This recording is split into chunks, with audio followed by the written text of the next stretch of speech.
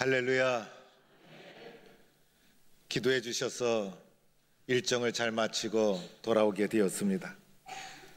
오래간만에 성도들 만나니 얼마나 좋은지, 오래간만에 교회 오니 얼마나 기쁜지, 집 나가면 고생이라더니 역시 집에 오니 너무나 좋고 평안하구나라는 생각을 가지게 됩니다.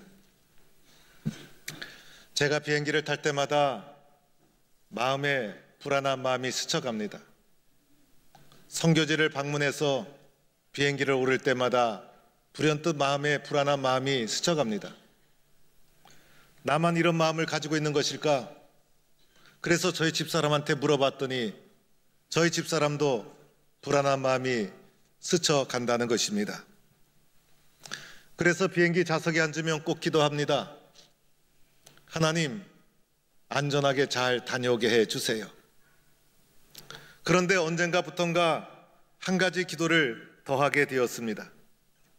하나님, 혹시 잘못되는 일이 있더라도 저를 사랑하는 성도와 교회와 가족들이 슬픔을 잘 이기게 하여 주옵소서. 제가 나이가 들은 모양입니다. 어느 날부턴가 이런 기도를 드리게 되었습니다. 사실 비행기 사고는 확률이 가장 낮은 것입니다. 자동차 사고는 얼마나 종종 많이 일어납니까? 그런데 확률이 낮지만은 비행기 사고는 한번 일어나면 대형 사고가 되고 마는 것입니다. 사람의 힘으로는 어떻게 할 수가 없는 것입니다. 어찌 비행기 사고뿐이겠습니까? 인생을 살다 보면 내 힘으로 할 수 없는 문제, 인간의 능력과 힘으로 해결할 수 없는 상황, 불가항력적인 상황을 만나게 됩니다. 내 힘으로 해결할 수 없는 병에 걸립니다. 내 능력으로 할 수 없는 위기를 만나게 됩니다. 나는 아무것도 할 수 없구나. 이런 절망적인 상황에 떨어지게 될 수가 있다는 것입니다. 오늘 본문 말씀에 바로 이런 사람이 등장하게 됩니다. 바로 말 못하고 하는 귀신 들린 아이의 이야기입니다. 이 아이는 어릴 적부터 이런 병에 걸렸습니다. 어릴 적부터 오래된 병이 고치기 어려운 것이고 오래된 습관, 오래된 문제를 해결하기가 어려운 것입니다. 귀신이 이 아이를 잡아 거꾸로 틀이면 거품을 흘리며 이를 갈며 병련을 일으킨다는 것입니다. 오늘 이 아이의 이런 현상을 성경은 귀신의 영향으로 말하고 있는 것입니다. 아이가 쓰러져서 거품을 흘리며 그리고 경련을 일으킬 때 이것을 지켜보는 부모의 심정은 얼마나 아팠을까? 자식을 고치기 위해서 부모는 얼마나 수많은 노력을 해왔을까? 병원을 다 찾아다니고 용하다는 약을 다 먹어보았을 것입니다. 많은 사람을 만나보았을 것입니다. 그러나 이 세상의 사람의 능력으로 이 아이의 이 문제를 해결할 수가 없다는 것입니다. 우리의 인생이 얼마나 소중합니까? 우리는 건강하게 행복하게 살아야 됩니다. 의미 있고 보람 있게 기쁨의 삶을 누려야 합니다. 그런데 우리가 이렇게 원하지만은 우리의 인생이 내 뜻대로 내 계획대로 되는 것이 아닙니다. 예기치 않은 사건을 만나고 예기치 않은 시련을 만나고 인생의 무거운 짐 해결할 수 없는 상황을 만날 때가 있다는 것입니다. 오늘 귀신 들린 이 아이는 오늘을 살아가는 우리의 삶을 상징적으로 보여주고 있는 것입니다. 오늘 말씀은 귀신 들린 아이라고 규정하여 있지만은 오늘 우리도 삶을 살아가면서 이 아이처럼 세상에서 해결할 수 없는 수많은 문제들, 엄청난 시련들, 그리고 수많은 난제 앞에 살아가고 있습니다. 엄청난 문제 앞에 살아가는 오늘 우리의 삶의 문제를 상징적으로 보여주고 있는데 오늘 이 아이는 어떻게 이 문제를 해결해 가고 있는가를 주목해 보아야 하는 것입니다. 오늘 성경에서 우리는 이 아이가 어떻게 이 절망적인 상황에서 벗어나고 있는가, 어떻게 해서 이 절망적인 상황으로부터 벗어나고 있는가를 우리는 살펴보아야 한다는 것입니다. 먼저는 오늘 말씀에 귀신이라는 특별한 용어가 등장합니다. 오늘 우리가 주목해야 될 것은 바로 귀신의 성격이에요. 사람들은 귀신의 모양에 자꾸 주목을 합니다. 여러분도 귀신의 모양에 대해서 본 것이 있을 거예요. 여름철이 되면 남양 특집이라서 TV에서 드라마가 탁 전개됩니다. 우리나라에 나오는 귀신은 다 비슷해요. 머리가 싹 길고 흰 옷을 입고 피를 좀 여기 묻히고. 그런데 귀신의 모양보다 더 중요한 것은 귀신의 성격을 주목해 보아야 하는 것입니다. 오늘 예수님께서 귀신을 가리켜 더러운 귀신아, 더러운 귀신아, 이것을 영어로는 unclean spirit이라고 표현되어 있어요. 더러운 영이라는 거예요. 그리고 순결하지 못한 영이라는 것이에요.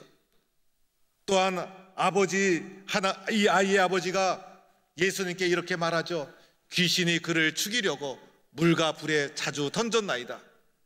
이 모든 말씀을 종합해 볼 때 귀신의 성격은 더럽고 추하게 인간을 추락시키고 사람을 사망과 죽음으로 파멸로 몰아가는 것이 귀신의 성격이라는 것이에요. 이런 생각, 이런 사상, 이런 느낌, 이런 감정을 조장하는 영적 세력을 귀신이라 할 수 있어요.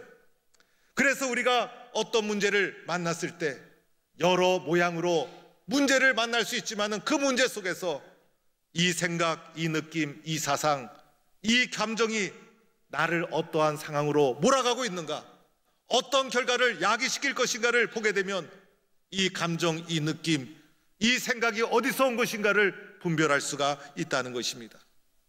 그래서 우리들은 나를 파멸로 몰아가는 귀신의 본질을 파악하고 거부해야 합니다. 하나님 말씀에 순종할 수 있는 영적 분별력을 가져야 된다는 것입니다. 또한 오늘 말씀을 통해서 귀신과 사람의 관계가 어떠한가를 보아야 합니다. 여러분, 귀신을 본 사람이 있습니까? 본 사람이 있다 할지라도 사람에 따라서 주관적이고 제각각이어서 어떻게 설명하거나 규정할 수가 없는 것이에요. 그러나 귀신은 나를 보고 있어요. 보이지 않는 사람과 보는 사람이 싸워도 보는 사람이 이길 수밖에 없어요. 보이는 사람과 보이지 않는 귀신과 대결을 한다면 사람의 힘으로 이길 수가 없더라는 것입니다. 그래서 오늘 말씀에도 귀신이 어디서든지 그를 잡으면, 여기서 잡다는 것은 소유로 삼다, 장악하다라는 의미가 있어요. 나도 모르게 그 감정으로부터 벗어날 수 없어요. 나도 모르게 그 느낌으로부터 벗어날 수 없어요. 내 힘으로 해결할 수 없지만은 나도 모르게 나를 장악하는 그 생각, 그 사상, 그 느낌, 그 감정을 벗어날 수가 없더라는 것입니다. 오늘 말씀에 그들이 능히 이기지 못하더이다. 예수님의 제자들이 고치려고 했지만은 고치지 못했어요. 한마디로 말하면 사람의 육적인 힘과 능력으로 이겨나갈 수가 없고 극복해 나갈 수가 없더라는 것입니다. 그러면 예수님은 어떠한 분이신가를 또한 살펴봐야 합니다. 귀신이 예수님을 보자마자 심한 경련을 일으키며 땅에 엎드려져 거품을 흐르며 구불게 됩니다. 예수님을 보자마자 예수님 앞에 경련을 일으키고 심히 두려워하는 모습, 예수님 앞에 귀신은 아무것도 아니에요. 더하여 예수님이 더러운 귀신아 꾸짖지 않습니까? 또한 귀신아 내가 네게 명하노니 명령하지 않습니까? 그 꾸짖음, 그 명령에 자복할 수밖에 없는 예수님과 상대가 되지 않는 귀신의 모습을 발견하게 됩니다. 우리는 어떻게 해야 될까? 인생을 살면서 부닥기는 문제를 어떻게 해야 될까? 오늘 예수님께서 말씀하십니다. 그를 내게로 데려오라. 예수님께 데리고 나오면, 예수님께 가지고 나오면 내가 해결할 수 없는 이 모든 문제가 해결의 길이 열리게 된다는 것입니다. 예수님 앞에 내려놓으면 모든 문제의 해결자이신 예수님께서 해결해 주시기 시작합니다. 내가 해결할 수 없는 문제를 내가 짊어지고 신음하며 살아갈 필요가 없어요. 예수님께 가지고 나오라. 예수님은 그 문제를 회피하지 않았어요. 그 문제를 당당하게 나에게 데리고 나와라. 당당하게 그 문제를 직시하시고 우리가 해결할 수 없는 문제를 주님은 만져주시기 시작하는 것입니다. 찬송가 가사에도 있지 않습니까? 예수 앞에 나오면 죄사함 받으며 주의 품에 안기어 편히 쉬리라. 예수님 안에 나오면 죄와 사망의 종노릇하던 모든 문제로부터 벗어나 평안과 은혜의 삶으로 변화가 되는 것이에요. 내 마음에 낙심될 때, 근심에 눌릴 때 주께서 내게 오사 위로해 주시네. 세상에 살면서 마음이 힘들고 낙심되고 눌릴 때 주님께 가지고 나오면 주님이 나의 마음을 참된 위로로 위로해 주시는 모든 문제의 해결자는 바로 주님이시라는 것입니다. 예수님께서 자기에게 이 아이를 데리고 나오자 어떻게 문제를 해결해 주십니까?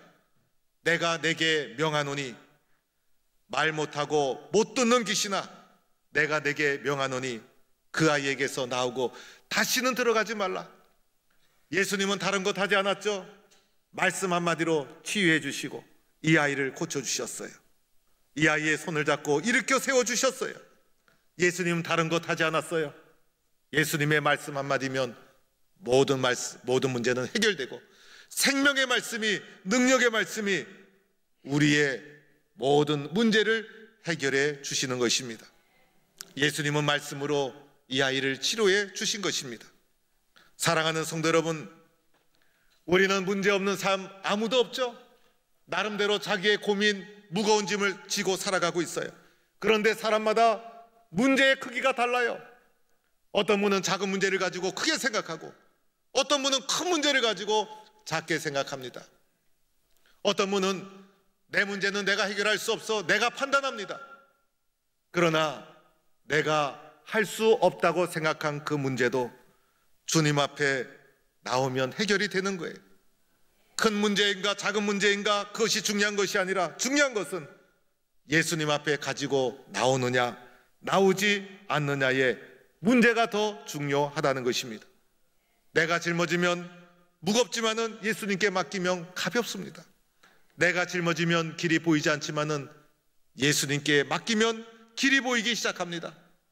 내가 짊어지면 캄캄한 어둠 속에서 방황하고 있지만은 예수님께 나오면 예수님께서 참 빛이 되어서 나의 발걸음을 인도해 주시는 것입니다. 예수님께 가지고 나와 문제 해결받는 성도가 될 수 있기를 축원합니다. 그런데 오늘 말씀에서 우리가 주목해야 될 것이 있어요. 예수님께 해결받기 위해서 나에게 요구하는 두 가지가 있더라는 거예요. 예수님께 문제를 해결받기 위해서 주님이 나에게 요구하시는 두 가지 사항, 이 두 가지 사항이 나에게 요청이 되고 있는 것입니다. 첫째는 믿음이 있어야 합니다. 그렇지 않습니까, 여러분? 믿음 없이 어떻게 해결될 수가 있겠어요? 그래서 예수님은 우리에게 믿음을 요청하고 있는 것입니다. 예수님께서 이렇게 말씀하시죠. 믿음이 없는 세대여, 내가 얼마나 너희와 함께 있으며 얼마나 너희에게 참으리요. 예수님이 안타까워하신 것은 우리의 믿음이었어요. 문제의 크기가 아니라 믿음의 문제였어요. 너희의 문제가 너무나 크구나라고 하면서 안타까워한 것이 아니라 나의 믿음 없음을 안타까워하고 있다는 것입니다. 믿음이 없는 세대여, 여기서 믿음 없다는 것은 믿지 않다, 신뢰하지 않다. 예수님을 신뢰하지 않아요. 예수님을 믿지 않아요. 예수님에 대해서 신뢰하는 믿는 마음이 있다면 해결될 수 있는데 믿음이 없어요. 믿음을 찾아볼 수가 없어요. 믿음 없는 것이 더 큰 문제라는 것입니다. 예수님께서 더 나아가 이렇게 말씀하시죠. 할 수 있거든이 무슨 말이냐? 믿는 자에게는 능히 하지 못할 일이 없느니라. 믿는 자에게 능히 하지 못할 일이 없느니라. 오늘 이 말씀이 여러분의 믿음의 고백이 될 수 있기를 축원합니다. 믿는 자에게 능히 하지 못할 일이 없다. 주님이 우리에게 요구하시는 믿음의 내용이에요. 마태복음 17장 20절에도 예수님이 말씀하시죠. 만일 너희의 믿음이 겨자씨 한 알만큼만 있어도, 겨자씨 한 알만큼만 있어도 이 산을 명하여 여기에서 저기로 옮겨지라 하면 옮겨질 것이요 또 너희가 못할 일이 없으리라. 겨자씨 한 알만한 믿음만 있어도 믿음의 소중함을 말해주고 있는 것이에요. 이런 예수님의 믿음의 요청 앞에, 믿는 자에게 능히 하지 못할 일이 없으리라, 이 믿음의 요청 앞에 우리가 어떻게 응답해야 합니까? 오늘 이 아버지가 어떻게 했습니까? 이 아이의 아버지가 소리를 지르면서 내가 믿나이다, 나의 믿음 없는 것을 도와 주옵소서. 소리를 지르다는 것은 강한 마음으로, 목소리로 간절히 외쳤다는 거예요. 주여, 내가 믿나이다, 나의 믿음 없는 것을 도와 주소서. 오늘 주님께서 믿는 자에게 능히 하지 못할 일이 없느니라, 이 말씀을 아멘으로 받고 주님, 나의 믿음을 도와 주옵소서. 저도 믿는 자가 능히 하지 못할 일이 없는 줄 믿습니다. 이 믿음의 고백을 가지고 주님 앞에 나아가는 성도가 될 수 있기를 축원합니다. 두 번째는 바로 기도였어요. 첫 번째는 믿음, 두 번째는 기도. 예수님께서 제자들에게 말씀하시죠. 기도 외에는 이런 유가 나갈 수 없느니라. 기도 외에는 길이 없다. 기도 외에는 방법이 없다. 기도 외에는 그 어떤 능력도 나갈 수가 없다. 우리는 기도를 회복해야 합니다. 주여 도와주옵소서. 두 손을 들고 눈물을 흘리고 소리를 지르고 간절한 마음으로 기도를 회복해야 되는 거예요. 오늘 이 아이가 치유받은 것은 기도 때문이었어요. 제자들이 이 아이를 고치려고 힘썼던 이유가 있었죠. 이 아이를 고쳐본 경험이 있었기 때문에.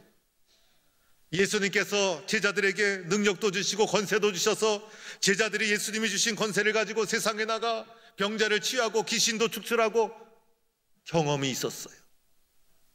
제자들이 그러한 것을 했기 때문에 이 아이의 아버지는 이 아이를 제자들에게 데리고 나온 것이었어요. 그런데 예수님이 변화산에 올라가 기도하는 중에 제자들이 이 아이를 가지고 기도하고 부러짓고 고치려고 했지만은 고치지 못했어요. 이유가 무엇이었을까? 기도의 중단이었던 거예요. 기도하지 않자 받은 은사 다 사라지고, 받은 능력 다 사라지고, 받은 기쁨 다 식어지고, 받은 은혜 다 사라지고, 문제는 기도의 중단이었다는 것입니다. 가장 큰 문제는 문제의 크기가 아니라 기도의 중단.